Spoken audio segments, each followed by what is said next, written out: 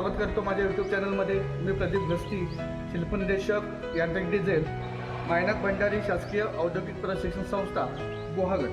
तर आज आपण सिंगल सिलेंडर STC इंजिनवरील हा इंजेक्टर काढलेला आहे। तर आज हा इंजेक्टर ओव्हरऑल करून इंजेक्टरचे पार्ट्स कसे वर्किंग करतात किंवा या पार्ट्सची ओळख आज आपण करणार आहोत। तर याप्रथम मी आता इंजेक्टर खोलतोय, कारण इंजेक्टर हा फ्युअल सिस्टीममधील एक महत्त्वाचा घटक आहे। ह्याला ऑटोमायझर सुद्धा म्हणतात, कारण हा डिझेल हा सूक्ष्म स्वरूपात किंवा तुषार स्वरूपात कंबक्शन चेंबरमध्ये स्प्रे करतो।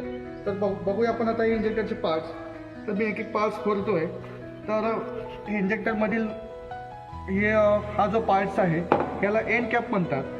त्यानंतर हा जो पार्ट्स आहे हा महत्त्वाचा पार्ट्स नोझल किंवा निडल बॉडी असे म्हणतात। आणि ह्याच्या आतमधील जो पार्ट्स आहे ही आहे निडल, जी डिझेल कंट्रोल करते। त्यानंतर इथं डॉवेल आहे। त्यानंतर हा इनलेट मार्ग आहे जो डिझेल आतमध्ये इंजेक्टरमध्ये घेतलं जातं। त्यानंतर इकडे आहे तो ओव्हरफ्लोचं निपल्स आहे। ओव्हरफ्लो झालेलं डिझेल हे मागे पुन्हा रिटर्न जातं। त्यानंतर वरची ही कॅपनट आहे। कॅपनट नंतर हा इथे पाहिला तर तुम्हाला इथे एक ॲडजस्टिंग स्क्रू दिसेल, लॉक नट दिसेल। तर हा प्रेशर स्क्रू आहे जो इंजेक्टरचं प्रेशर कमी जास्त करतो। त्यानंतर हा मी खोलतोय आता।